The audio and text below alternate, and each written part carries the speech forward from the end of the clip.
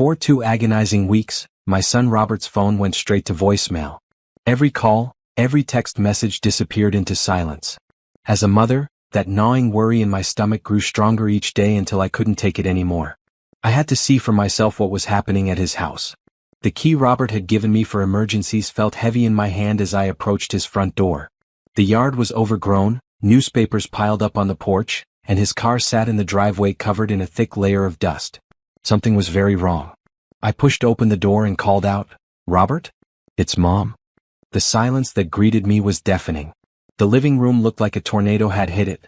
Furniture was overturned, picture frames lay shattered on the floor, and there were dark stains on the carpet that made my heart race. "Robert." I called again, louder this time, my voice echoing through the empty house. Still nothing. I moved through the kitchen, noting the sink full of moldy dishes and spoiled food on the counter. The smell was overwhelming. As I climbed the stairs to check the bedrooms, I heard it. A tiny sound, like a whimper, coming from Robert's bedroom. My heart pounded as I pushed open the door. The room was a mess, but I couldn't see anyone. Then I heard it again. A small, frightened sound coming from under the bed. I dropped to my knees and lifted the bed skirt. What I saw broke my heart into a million pieces. There, curled up in a ball among dust bunnies and old shoes, was my 8-year-old grandson Matthew. His clothes were dirty, his face gaunt, and his eyes held a terror that no child should ever experience. "Matthew, baby, it's Grandma Patricia," I whispered, reaching out my hand slowly. He flinched away from me, pressing himself further back against the wall. "Matthew, you're safe now. Come to Grandma." My voice was as gentle as I could make it, though inside I was screaming. How long had he been hiding under there? Where was Robert? After what felt like forever, Matthew crawled toward me. When he was close enough, I carefully pulled him out from under the bed. He was so light, too light. His little body trembled against mine as I held him. "Where's Daddy?" I asked softly, stroking his matted hair. "Where's your daddy, sweetheart?" Matthew looked up at me with those haunted eyes and whispered so quietly I almost didn't hear him, "Mommy hurt Daddy." Then he pressed his face against my shoulder and wouldn't say another word. My blood ran cold. Jessica, Robert's ex-wife, had hurt him? What did that mean? Where was Robert now? I carried Matthew downstairs, grabbing a blanket from the couch to wrap around him. His silence was more terrifying than any screaming would have been. This child had seen something that traumatized him into speechlessness. In the kitchen, I found a package of crackers that weren't completely stale and gave them to Matthew. He ate them like he hadn't seen food in days, which broke my heart even more. How long had he been alone in this house? How long had he been hiding under that bed, too scared to come out? I called 911 from my cell phone, my hands shaking as I dialed. "I need help. I found my grandson alone in my son's house. My son has been missing for 2 weeks, and the child says his mother hurt his father." The operator asked questions I couldn't answer. No, I didn't know where Robert was.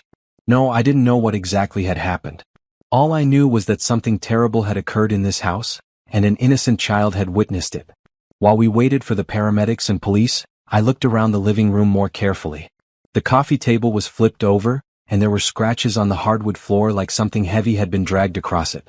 A lamp lay broken in the corner, and I noticed droplets of something dark leading from the living room toward the back door.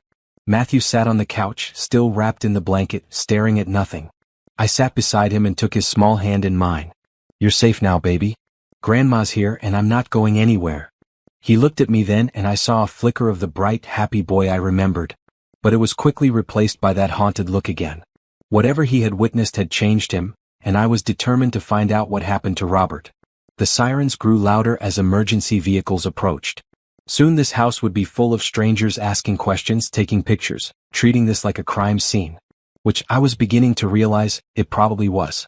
As I held Matthew close, one thought kept running through my mind. Jessica had done something to Robert. My son was missing, possibly hurt or worse, and his ex-wife was somehow involved. The question was, what exactly had happened here and where was Robert now? I looked down at Matthew's pale face and made a silent promise. I would find his father. I would get justice for whatever had been done to my family. And I would make sure the people responsible paid for traumatizing this innocent child. The fight was just beginning. The hospital room smelled like antiseptic and fear. Matthew sat on the examination table, still wrapped in that same blanket, while doctors checked him over. Dehydration, malnutrition, severe emotional trauma, the medical terms felt like punches to my gut. "Mrs. Johnson," Dr. Martinez said gently, "Matthew needs immediate care. We're going to keep him overnight for observation. Child Protective Services will need to be involved until we can determine what happened to his father. I wanted to argue to take Matthew home with me right away, but I knew they were right. He needed medical attention and I needed answers about where Robert was. Detective Williams arrived as they were admitting Matthew to the pediatric ward. He was younger than I expected, with tired eyes that had probably seen too much. "Mrs. Johnson, I understand your son has been missing for 2 weeks?" "Yes, and someone hurt him. Matthew told me his mother hurt his daddy." I tried to keep the anger out of my voice, but it was hard. The detective wrote something in his notebook. "When did you last speak to your son?" 2 weeks ago. He called to check on me like he does every Sunday. He seemed fine, maybe a little stressed, but fine." I paused, remembering that conversation. "He mentioned he was having some financial problems, but he said he was handling it." "What kind of financial problems?" I hesitated. This was Robert's private business, but if it might help find him, I had to tell the truth. "Gambling. He struggled with gambling addiction for years. It cost him his marriage to Jessica." Detective Williams nodded like this explained everything. "Mrs. Johnson, I have to be honest with you. Most missing person cases involving gambling debts don't end well. Your son might have run off to avoid his creditors." "He wouldn't leave Matthew alone like that," I said firmly. "Robert has his problems, but he loves his son. He would never abandon him. People do desperate things when they owe the wrong people money." I felt my frustration rising. "You're not listening to me. Matthew said his mother hurt his daddy. Jessica did something to Robert." "We'll look into it," the detective said, but I could tell he thought I was a worried mother grasping at straws. "In the meantime, can you give me Jessica's contact information?" After he left, I sat with Matthew until visiting hours ended. The nurses had given him a sedative to help him sleep, but even unconscious, he looked troubled. I kissed his forehead and promised I'd be back first thing in the morning. Instead of going home, I drove to Robert's house. The police had finished their initial investigation, but I knew they hadn't looked hard enough. They saw a gambling addict who probably ran away from his problems. They didn't see the devoted father I knew Robert had become in recent months. With a flashlight from my car, I searched Robert's home office. His desk was messy, covered with bills and bank statements. I gathered up all the paperwork, knowing I probably shouldn't, but not caring. The police might think Robert ran away, but I was going to prove them wrong. Back at my own house, I spread the financial documents across my kitchen table. What I saw made my stomach sink. Robert owed money everywhere: credit cards, payday loans, and something called private lending that had interest rates that seemed impossible. But there was something else. Recent bank statements showed Robert had been trying to clean up his act. He'd been making regular payments, had stopped gambling based on the lack of casino transactions, and had even started a small emergency fund. My phone rang, startling me. The caller ID showed Jessica's number. "Patricia," her voice was shaky. "I heard about Matthew. Is he okay? Where's Robert?" "That's what I want to know, Jessica. When did you last see him?" 2 weeks ago, when I dropped Matthew off for his weekend visit. Robert seemed fine, maybe a little distracted, but fine. I had no idea anything like this would happen. Something in her tone bothered me. She sounded rehearsed, like she'd practiced this conversation. "Jessica, Matthew said you hurt Robert." There was a long pause. "He's traumatized, Patricia. Kids that age, they get confused. They don't understand what they see." "What did he see?" Another pause. "I don't know. I wasn't there. Maybe Robert had an accident, or maybe someone came to collect on his gambling debts. You know how dangerous those people can be." After she hung up, I sat in my kitchen staring at the phone. Something felt wrong about that conversation. Jessica had seemed too quick to suggest Robert's gambling debts were the cause, almost like she was trying to steer me in that direction. I spent the rest of the night going through Robert's papers and making phone calls. I talked to his co-workers, his few remaining friends, anyone who might have seen him in the past 2 weeks. The picture that emerged wasn't of a man running away from his problems, but of someone trying to fix his life. His supervisor at the warehouse said Robert had been working overtime, trying to make extra money. His sponsor from Gamblers Anonymous said Robert had been attending meetings regularly and hadn't gambled in 3 months. His neighbor mentioned seeing Jessica's car at Robert's house more often lately, usually with another man in the passenger seat. That last detail stuck with me. Jessica had a boyfriend. She'd mentioned him briefly during their divorce proceedings, Thomas something. Maybe he was involved in whatever had happened to Robert. As the sun came up, I realized I hadn't slept at all. But I had learned something important. Robert wasn't the desperate gambling addict everyone assumed he was. He was a man trying to rebuild his life and someone had stopped him. I was going to find out who, and I was going to make them pay for what they'd done to my family. The phone rang again. This time it was the hospital calling to tell me Matthew was awake and asking for me. As I drove back to see my grandson, I made a decision. The police might not believe Matthew, but I did. And I was going to find Robert no matter what it took. Matthew's small hand felt cold in mine as we sat in the hospital's family room. The child psychologist, Dr. Reed, had been working with him for 3 days, but he still wasn't talking much. When he did speak, it was usually just to ask when his daddy was coming back. "Sweetie," I said gently, "can you tell Grandma about the last time you saw Daddy?" Matthew looked up at me with those big brown eyes. "Mommy came with a tall man. They were loud with Daddy." "The tall man?" I encouraged. "What did he look like?" "Scary. He had marks on his hands." Matthew touched his knuckles, showing me where he meant. "Tattoos probably." Dr. Reed nodded at me. This was more than Matthew had told anyone else. "What happened when they were loud?" Matthew's face scrunched up like he was trying hard to remember. "They made Daddy write something. Mommy was crying, but not sad crying. Mad crying." My heart started racing. "Did you see what Daddy wrote?" "A letter. The tall man said Daddy had to write it or—" Matthew stopped talking and shook his head. "Or what, baby? Or they would hurt me too." I had to fight to keep my expression calm, but inside I was furious. These people had threatened a child to force Robert to do something. Whatever Robert had written, it wasn't voluntary. After leaving the hospital, I drove straight to Robert's workplace. His supervisor, Mr. Chen, looked worried when he saw me. "Any word on Robert?" he asked. "That's what I'm trying to figure out. Has anyone else been asking about him?" "Funny you should mention that. His ex-wife came by yesterday with some guy. Said they were worried about him and wanted to know if he'd left any personal items here." My pulse quickened. "Did you let them take anything?" "Nah, company policy. Personal items only go to family members." But they seemed real interested in his locker. Mr. Chin walked me to the employee break room and opened Robert's locker with a master key. Inside were work clothes, a few personal photos of Matthew, and a manila envelope tucked behind his spare boots. "Mind if I take this?" I asked, holding up the envelope. "Sure thing. Hope you find him, Mrs. Johnson. Robert's a good worker. Been really reliable lately, not like before when the gambling was bad." In my car I opened the envelope. Inside were copies of bank statements, but not the ones I'd seen at his house. These were for an account I didn't know about. Looking at the transactions, I realized Robert had been secretly saving money, a lot of money. Over the past 6 months, he'd managed to put away almost $8,000. But there was more. At the bottom of the envelope was a life insurance policy I'd never heard of. Robert had taken out a $500,000 policy just 3 months ago. The beneficiary was listed as Matthew, with Jessica as the guardian until he turned 18. This changed everything. If Robert died, Jessica would control $500,000 until Matthew became an adult. That was a powerful motive for murder. I drove home and called Detective Williams, but he wasn't available. I left a detailed message about the insurance policy and the secret savings account, then decided I couldn't wait for him to call back. Jessica's address was easy enough to find. She lived in a small apartment complex on the other side of town. When I knocked on her door, she looked surprised and not particularly happy to see me. "Patricia, what are you doing here?" "I want to talk about Robert's life insurance policy." Her face went pale. "What insurance policy?" "The $500,000 policy he took out 3 months ago. The one that makes you very rich if something happens to him." Jessica stepped back and I could see a tall man with tattoos on his hands sitting on her couch. This had to be Thomas, the man Matthew described. "You need to leave," Thomas said, standing up. He was intimidating, over 6 feet tall with the kind of build that suggested he'd spent time in prison.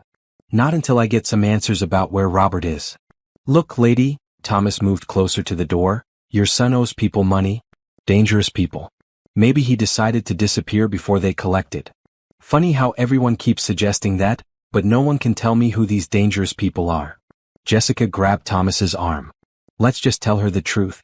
Robert came here 2 weeks ago, all upset about his debts. He said he was thinking about running away, starting over somewhere else. Maybe he did. And left Matthew alone in that house to starve?" "We didn't know Matthew was there," Jessica said quickly. "Robert told us he'd arranged for you to pick him up." That was a lie. Robert would never have made arrangements like that without calling me. And if he had run away, why would he have left his secret savings account untouched? "I want to see Robert," I said firmly. If he really ran away, then he can tell me himself. Thomas stepped forward and I saw the tattoos Matthew had mentioned. They were crude, homemade-looking, definitely prison tattoos. Mrs. Johnson, you should go home and let the police handle this. It's not safe for you to be running around asking questions. Is that a threat? It's advice, he said, but his tone made it clear it wasn't friendly advice. As I walked back to my car, I realized I was probably being watched. Jessica and Thomas knew more than they were telling, and they were scared I was going to figure it out. The insurance policy was the key. $500,000 was worth killing for, especially for people who already seemed comfortable with violence. I needed help, but the police weren't taking me seriously. That left me with one option. I had to find Robert myself. And I was running out of time because if Jessica and Thomas thought I was getting too close to the truth, they might decide Matthew and I were threats too. Back home, I double-checked all my locks and closed all the curtains. Then I sat down to plan my next move. Robert was out there somewhere, possibly still alive, and I was going to find him before it was too late. I couldn't sleep that night. Every sound outside made me jump, and I kept checking on Matthew, who was finally staying with me while the hospital released him to my care. The poor child still woke up screaming from nightmares, calling for his daddy. The next morning, I called the insurance company directly. After being transferred 3 times, I finally reached someone who could access Robert's file. Mrs. Johnson, I can confirm that your son has a policy with us, but I can't discuss the details unless you're listed as a beneficiary or have power of attorney. What if something has happened to him? What if he's been hurt?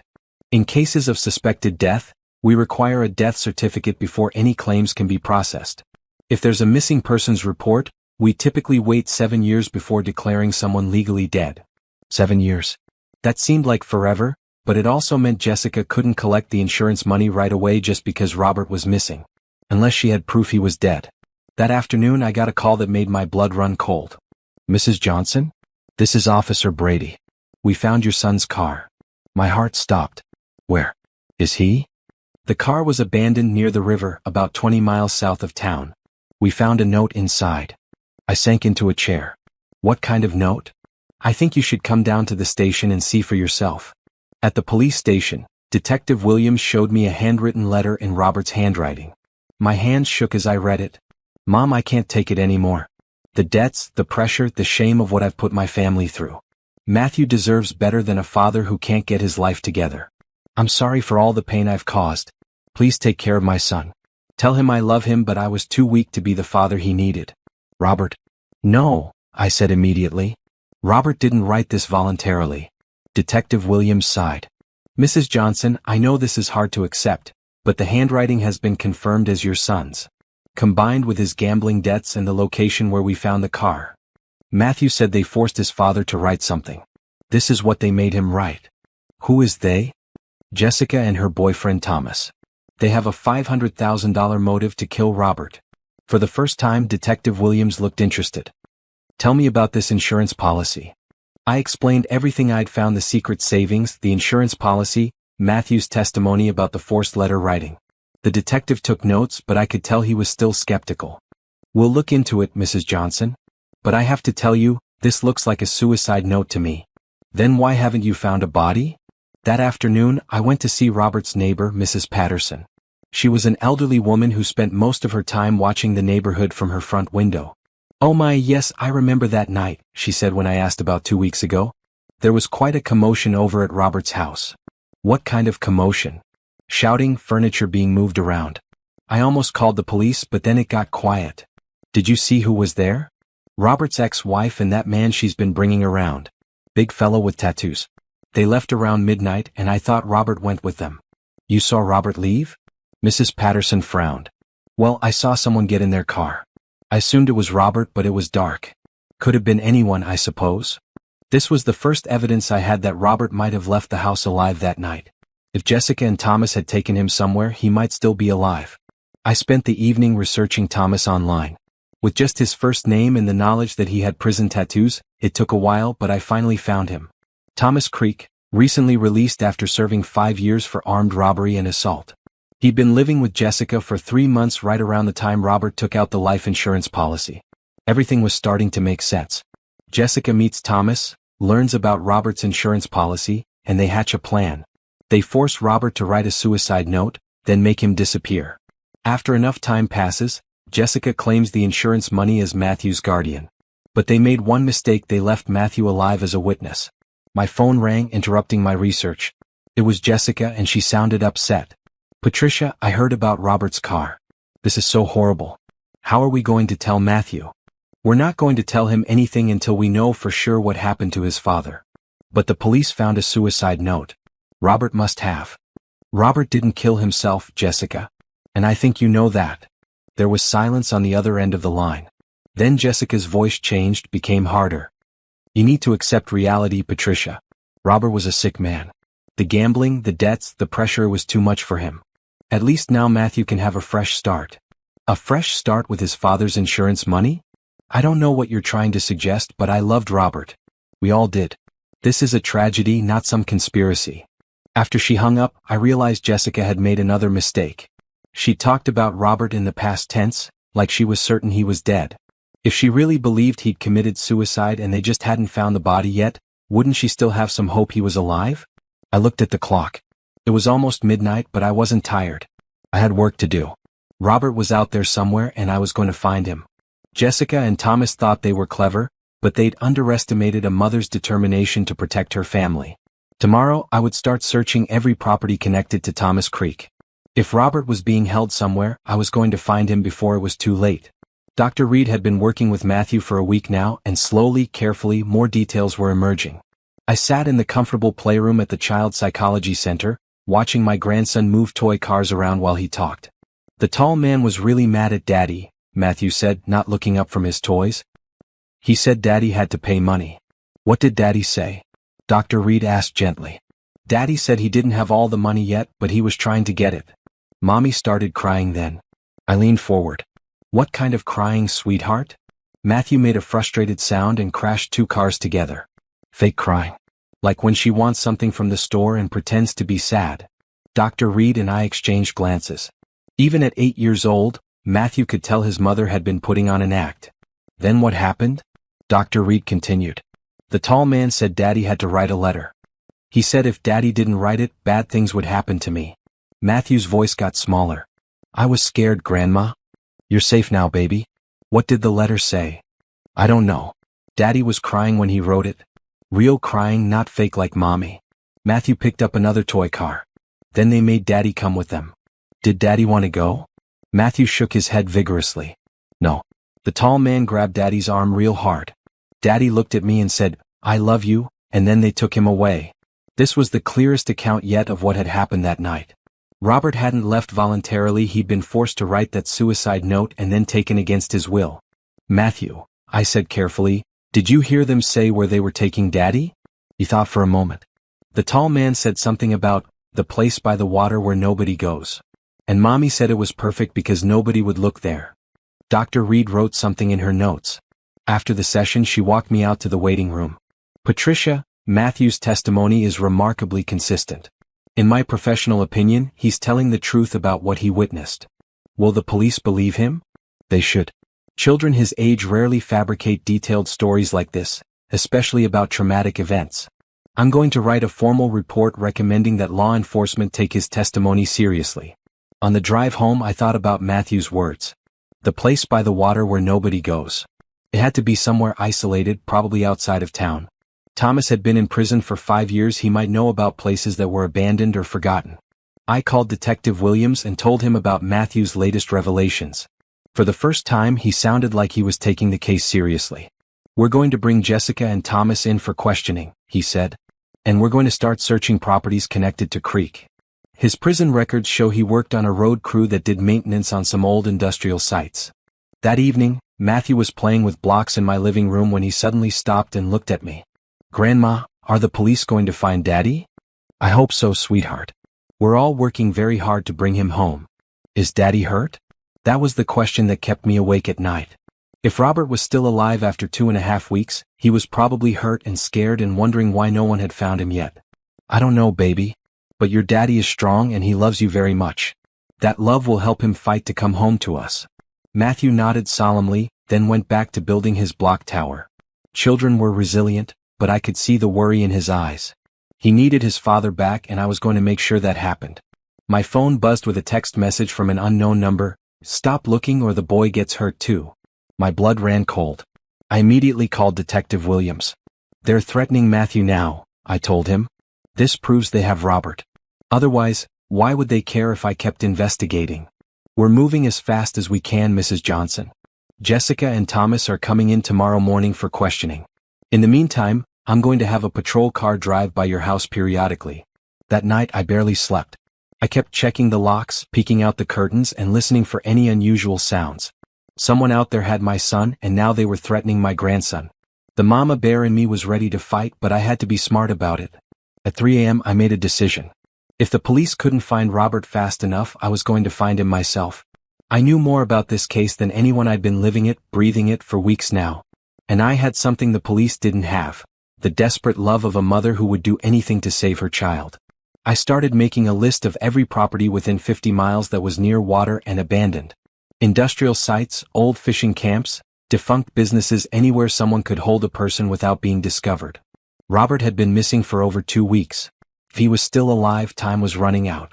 Jessica and Thomas thought they were clever, but they'd made one crucial mistake. They'd messed with the wrong family. Tomorrow, while the police questioned Jessica and Thomas, I would start my own search. And I wouldn't stop until I brought my son home. The phone rang at 6 a.m., jarring me awake. Detective Williams sounded frustrated. They lawyered up immediately, he said. Jessica and Thomas aren't talking.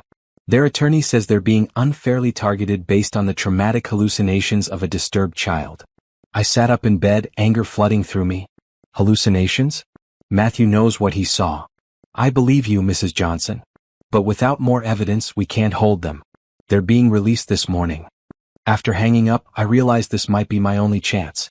With Jessica and Thomas at the police station, I could search Jessica's apartment. I knew it was risky, maybe even illegal, but I was running out of options. I called my neighbor Mrs. Garcia to watch Matthew, telling her I had errands to run. Then I drove to Jessica's apartment complex, my heart pounding. I brought a small camera to document anything I found. The apartment manager was helpful when I explained I was Robert's mother trying to collect his belongings. Oh yes, Miss Jessica mentioned you might stop by. She said you could wait in the apartment if needed. She's at the police station dealing with some paperwork about poor Robert. I couldn't believe my luck. The manager let me into Jessica's apartment with a master key. Just lock up when you leave, she said. The moment I was alone, I started searching. The living room looked normal, but I found something interesting in Jessica's bedroom dresser: insurance forms, partially filled out, claiming Robert's death by suicide. They were dated for next week, which meant Jessica was planning to file the claim soon. In Thomas's nightstand, I found a notebook with addresses written in it. Most were crossed out, but 3 remained: an old warehouse by the river, an abandoned fish processing plant, and a defunct marina 30 miles outside town. All 3 were near water, just like Matthew had described. I photographed everything with my phone, my hands shaking with excitement and fear. This was the evidence I needed to prove Jessica and Thomas were planning insurance fraud. But then I heard voices in the hallway outside. Jessica and Thomas were back from the police station, and they sounded angry. That old woman is becoming a real problem, Thomas was saying. Maybe it's time to handle her like we handled Robert. I looked around frantically for somewhere to hide, but Jessica's apartment was small with nowhere to go. The voices were getting closer to the door. My phone buzzed a text from Detective Williams: Jessica and Thomas released. Be careful. The key turned in the lock. I was trapped. Jessica walked in first, followed by Thomas. When she saw me standing in her living room, her face went white. What are you doing in my apartment? She screamed. Looking for evidence about what you did to my son, I said, trying to keep my voice steady. And I found it. Thomas stepped forward menacingly. You're trespassing. We could have you arrested. You could, but then I'd have to tell the police about these insurance forms you've already filled out claiming Robert is dead. I held up my phone showing the photos I'd taken. Jessica's face crumpled. You don't understand. We didn't want to hurt him. It was supposed to be simple. Jessica, shut up, Thomas warned. But she was already falling apart. The debts were crushing him. He was never going to pay them off. This way, Matthew gets the insurance money, and Robert doesn't have to suffer anymore. Where is he? I demanded. Thomas grabbed Jessica's arm. We're leaving. Now. No, I said firmly. I'm not leaving without knowing where Robert is. He's been gone for over 2 weeks. If he's still alive, he needs medical attention. He's alive, Jessica blurted out before Thomas could stop her. We've been taking him food and water. We're not monsters. Thomas looked furious. You stupid woman, now you've told her everything. I can't do this anymore, Jessica sobbed. I keep having nightmares about Matthew hiding under that bed. He saw everything, didn't he? He saw us force Robert to write that letter. He saw us take his father away. Yes, he did, I said. And he's been traumatized because of what you two did.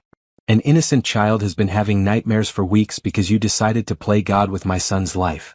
Thomas pulled out his phone. We need to disappear. Tonight. Take what we can and get out of town. What about Robert? I asked.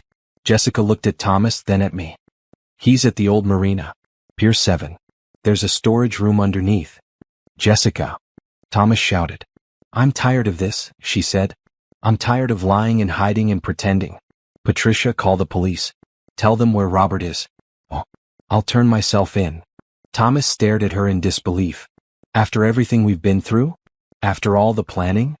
I never signed up to hurt a child. When I saw how scared Matthew was. Jessica shook her head. This has gone too far. I immediately called Detective Williams, giving him the address of the marina while Jessica and Thomas argued. Thomas was furious that Jessica had cracked under pressure, but I could see the relief in her eyes. The guilt had been eating her alive. The police are on their way, I told them. You can both do the right thing now and cooperate with them. Thomas looked like he wanted to run, but Jessica grabbed his hand. Please, Thomas. We can't keep running from this. Matthew deserves to have his father back. As sirens grew louder in the distance, I felt a mix of hope and terror. Robert was at the marina, but after more than 2 weeks of captivity, what condition would he be in? I prayed Jessica was telling the truth about giving him food and water. I prayed my son was still alive. The police cars pulled up outside and I knew this nightmare was finally coming to an end. One way or another, I was about to get answers about what had happened to Robert. Detective Williams arrived with backup and an ambulance. Jessica was crying as they handcuffed her, but Thomas remained defiant until the very end. You ruined everything, he spat at Jessica as they put him in the patrol car. I ruined everything when I listened to you in the first place, she replied. Detective Williams turned to me. Mrs. Johnson, I need you to stay here while we check out the marina. If your son is there and he's in bad condition, you don't want to see him like that. He's my son, I said firmly. I'm coming with you. The drive to the marina felt like it took forever, even though it was only 20 minutes. My hands were shaking as I thought about what we might find. Robert had been held captive for over 2 weeks. Even if Jessica had been bringing him food and water, he would be weak, possibly sick, definitely traumatized. The old marina was a depressing place. Half the piers had rotted away, and the remaining buildings looked ready to collapse. Detective Williams led a team of officers to Pier 7, while paramedics waited nearby with their equipment. There, one of the officers called out, pointing to a small building at the end of the pier. There's a basement entrance on the side. The door was secured with a heavy padlock. Bolt cutters made quick work of it, and then Detective Williams was leading us down a narrow staircase into what had once been a storage area for boat supplies. Robert. I called out. Robert, it's Mom. Are you down here? At first there was only silence. Then I heard a weak voice calling back. Mom? Mom, is that really you? My heart soared. He was alive.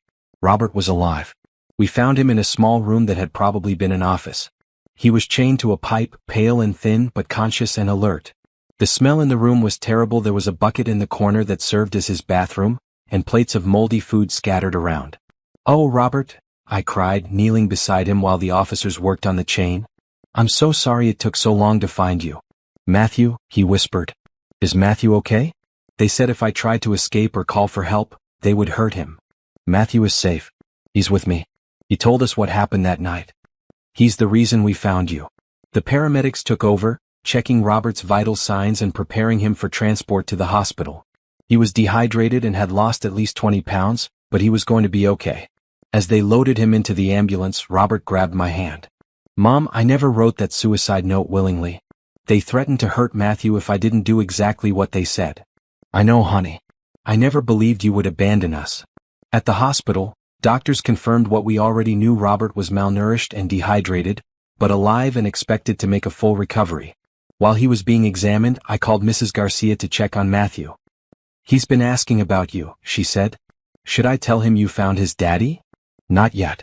Let me talk to the doctors first and make sure Robert is strong enough to see him. 2 hours later, Dr. Martinez gave us the good news. Robert is stable and asking to see his son. The reunion should be supervised and brief, but I think it will help both of them start healing. When I brought Matthew to the hospital, he was scared at first. The machines and the medical equipment reminded him of his own stay here. But when he saw Robert sitting up in bed, his face lit up with pure joy. "Daddy." Matthew ran to the bedside and Robert lifted him into a careful hug. "I missed you so much, buddy," Robert said, tears streaming down his face. "I'm so sorry I wasn't there to protect you." "It's okay, Daddy. Grandma found you. I told her about the tall man and Mommy, and she found you." Robert looked at me over Matthew's head, and I saw gratitude mixed with pain in his eyes. "Thank you," he mouthed silently. Later, when Matthew had fallen asleep in the chair beside Robert's bed, my son and I talked about everything that had happened. "They came to the house that night demanding money," Robert explained. "Jessica said she'd learned about my gambling debts from Thomas, and they wanted me to pay up immediately. When I told them I didn't have that kind of cash, Thomas got violent." "That's when they made you write the note?" "Jessica's idea. She said if I wrote a suicide note, they could make me disappear and eventually claim the life insurance money for Matthew. She claimed it would be better for him in the long run, no father with gambling problems, but financial security from the insurance." "And you believed her?" Robert shook his head. "I knew they were planning to kill me.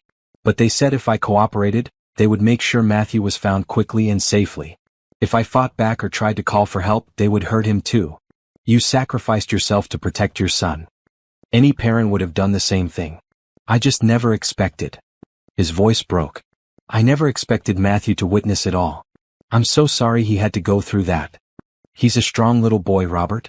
And he's going to be okay. We all are." Detective Williams stopped by that evening to take Robert's official statement and let us know that Jessica and Thomas had both confessed. Jessica was cooperating fully, while Thomas was still trying to make deals with prosecutors. "What happens now?" Robert asked. "They'll both face charges for kidnapping, false imprisonment, insurance fraud, and child endangerment. Jessica might get a lighter sentence because she cooperated and eventually told us where you were." As I drove home that night, I reflected on the past 3 weeks. It had been the most terrifying time of my life, but it had also shown me how strong our family could be when we worked together.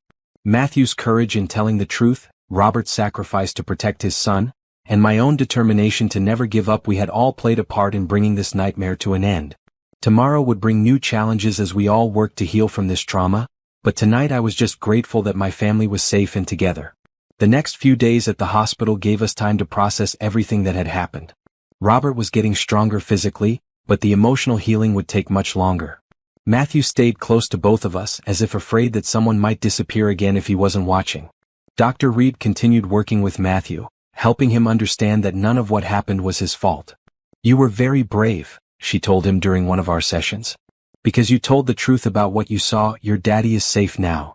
"Will Mommy go to jail?" Matthew asked quietly. It was a difficult question. Jessica was still his mother, despite what she had done. "Yes, sweetheart. Mommy made some very bad choices, and now she has to face the consequences." "Is she sorry?" I looked at Robert, who nodded for me to answer honestly. "Yes, I think she is sorry. But being sorry doesn't erase the hurt she caused." Robert was released from the hospital after 4 days.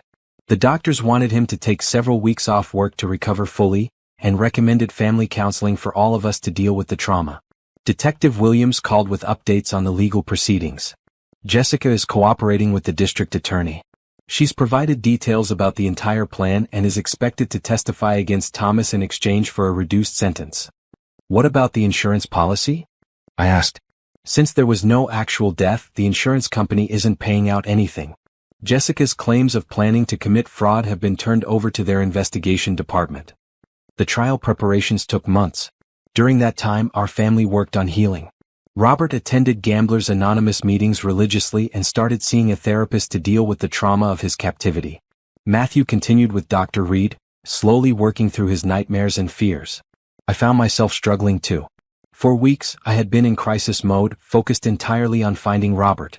Now that he was safe, I had to deal with my own emotions about almost losing my son and seeing my grandson suffer.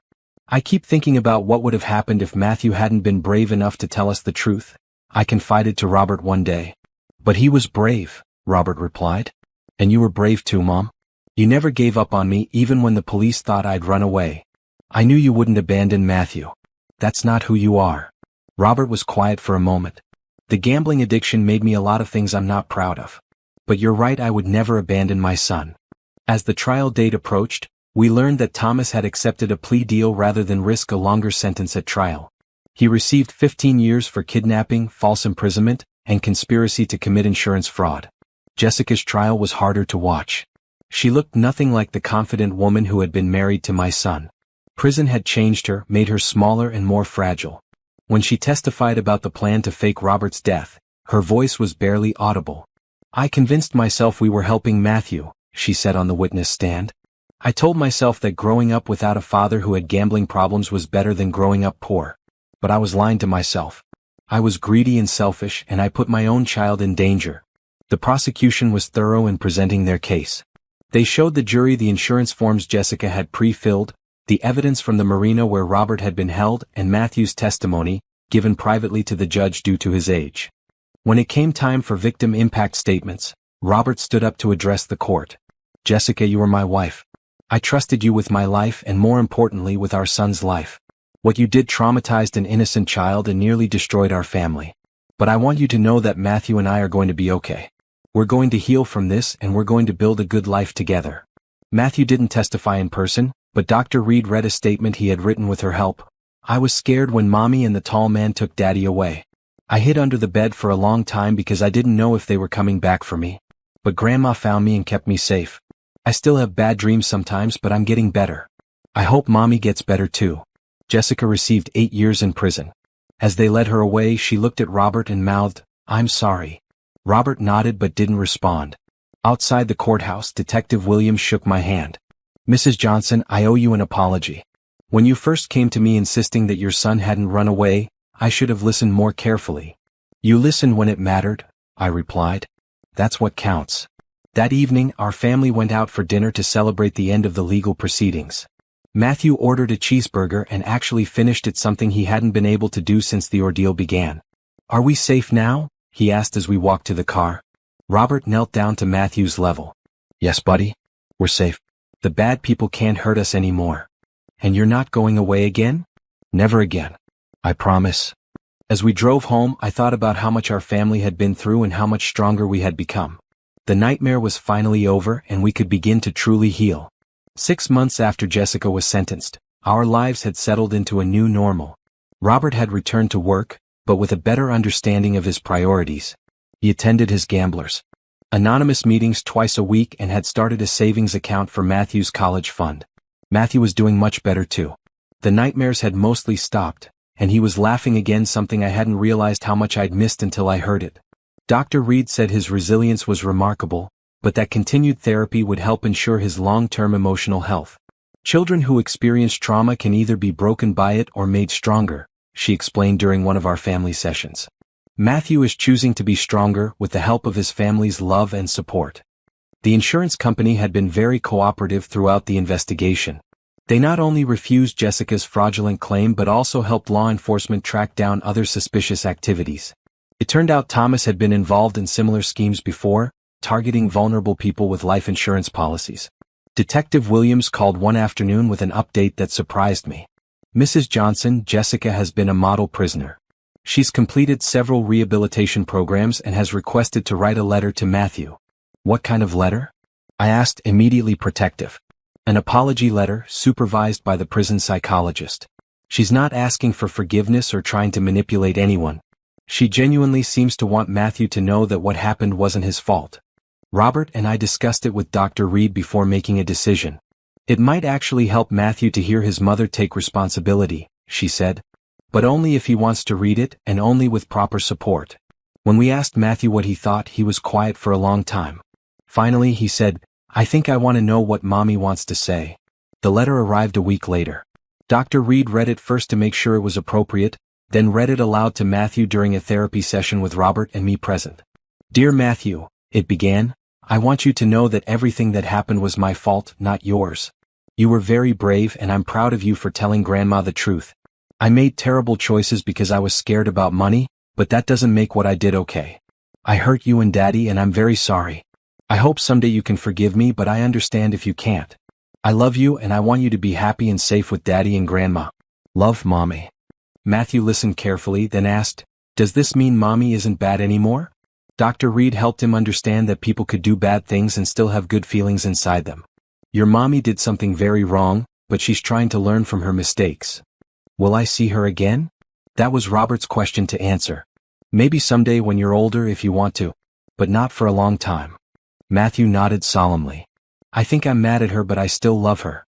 Is that okay? It's very okay, Robert assured him. You can feel mad and sad and loving all at the same time. That's what makes you human. The legal aftermath continued for months. Thomas tried to appeal his sentence but was unsuccessful. The prosecution had built a strong case, and his criminal history worked against him. He would likely serve the full 15 years. Jessica's cooperation had helped authorities identify 2 other similar schemes Thomas had been planning with different partners. Her testimony led to additional arrests and prevented other families from experiencing what we had gone through.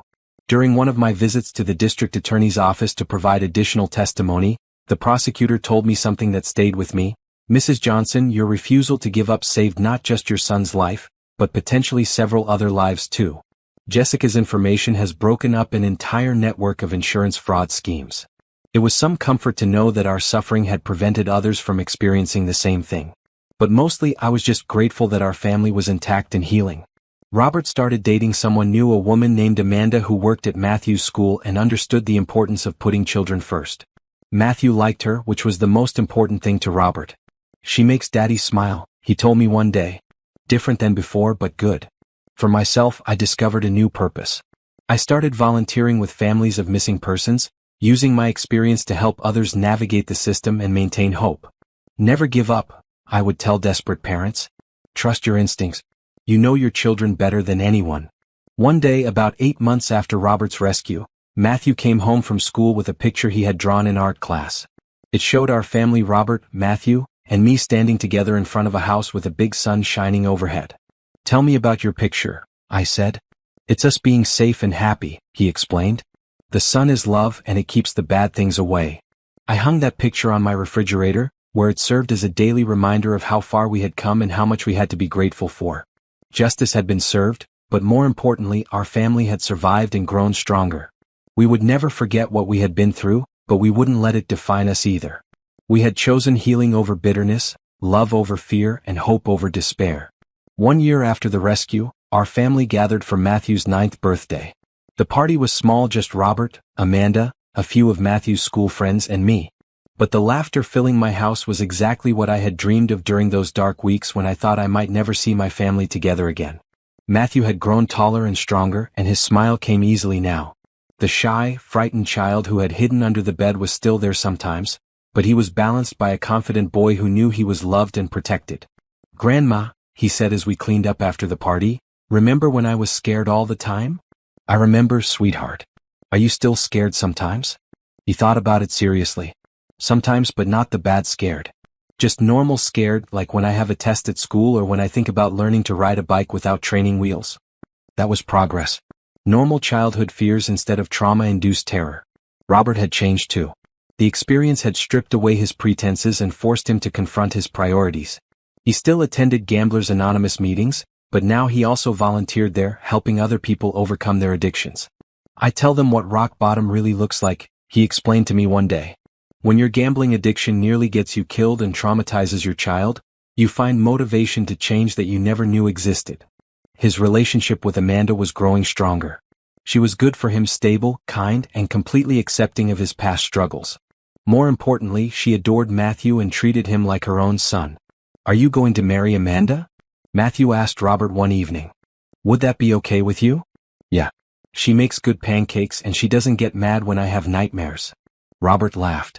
Those are pretty good qualifications for a stepmom. They were engaged 6 months later. The wedding was simple, held in my backyard with just close friends and family. Matthew was the ring bearer, proudly carrying the rings down the makeshift aisle. During the reception, Amanda pulled me aside. Patricia, I want you to know that I understand Matthew has been through something terrible. I'm not trying to replace his mother or erase what happened. I just want to help him build happy memories going forward. That's exactly what he needs, I assured her. And what Robert needs too. Jessica was still serving her sentence, with 4 more years to go. She had continued to participate in rehabilitation programs and had earned her GED while in prison. She sent Matthew a card on his birthday and Christmas, always with the message approved by the prison psychologist first. Matthew still read the cards, though he rarely responded. "I think about Mommy sometimes," he told me once. "I hope she's learning to make better choices." Dr. Reed said this mature perspective was healthy. Matthew understood that loving someone didn't mean excusing their harmful behavior, and that forgiveness was possible without requiring a relationship. As for me, I had found a new sense of purpose. My work with families of missing persons had grown into a formal organization. We provided support, resources, and advocacy for people navigating the system while searching for lost loved ones. "You have a gift for this," Detective Williams told me during one of our collaboration meetings. "Your experience gives you credibility with families that professionals sometimes can't achieve." It was fulfilling work, though emotionally difficult sometimes. I met parents whose children had been missing for years, spouses whose partners had vanished without a trace, and families torn apart by uncertainty. But I also got to witness reunions, provide comfort during difficult times, and occasionally help someone navigate the system more effectively than they could have alone. "Every family deserves someone who won't give up on them," I told a reporter who was writing a feature story about our organization. "That's what saved Robert, having people who refused to accept easy answers when we knew something was wrong." 2 years after the rescue, Matthew started playing baseball. Robert coached his team and I attended every game. Watching Matthew run the bases with a huge grin on his face, I marveled at children's capacity for healing and growth. "He's going to be okay," Amanda said, sitting beside me on the bleachers during one particularly exciting game. "Yes, he is. We all are." That evening, as we celebrated Matthew's first home run over ice cream sundaes, he made an announcement that surprised us all. "I want to be a police detective when I grow up," he said. "Like Detective Williams. I want to help find people who are lost." Robert and Amanda exchanged glances over Matthew's head. "That's a wonderful goal," Robert said carefully. "What makes you want to be a detective?" "Because when bad things happen to families, they need someone who believes them and doesn't give up. Like Detective Williams believed Grandma about you being taken." It was a mature perspective from a 10-year-old, but then Matthew had experienced things that forced him to mature quickly. The difference was that now his experiences were giving him purpose rather than just pain. Later that night, after Matthew was in bed, the adults sat on my front porch talking about the future. Robert had been promoted at work and was considering going back to school for a business degree. Amanda was thinking about applying for a principal position at another school. I was planning to expand my organization to neighboring counties. "Sometimes I think about how different things could have been," Robert said quietly. "If you hadn't trusted your instincts, Mom. If you had believed I'd really run away." "But that's not what happened," I replied firmly. "What happened is that our family faced a terrible crisis and survived it. We're stronger now than we ever were before."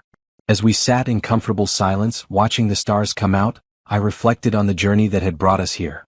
The night I found Matthew hiding under the bed seemed like a lifetime ago, but the lessons from that experience continued to shape our daily lives. We had learned that family bonds could survive almost anything. We had discovered reserves of strength we didn't know we possessed. We had found that healing was possible, even after betrayal and trauma. Most importantly, we had learned that love, fierce, protective, unconditional love, could overcome the darkest circumstances and guide us toward the light. 3 years later, our family was truly thriving. Matthew was an honor student and star pitcher on his middle school team. Robert had completed his business degree and was managing the warehouse where he used to work. Amanda had gotten her principal position and was transforming her new school's culture. And me? I had become the director of a regional missing persons advocacy organization that had helped reunite dozens of families and provided support to hundreds more. But the most important thing was simpler than all of those achievements. We were together, we were safe, and we were happy. The nightmare was truly over, and the dream of a normal, loving family life had become our reality. On quiet evenings when we gathered for dinner, I would look around the table at my son, my grandson, and our extended family, and feel overwhelming gratitude. We had survived the worst thing I could imagine, and we had emerged not just intact but stronger and more connected than ever. That little boy who once hid under a bed in terror was now a confident young man with dreams and goals and the unshakable knowledge that his family would always fight for him.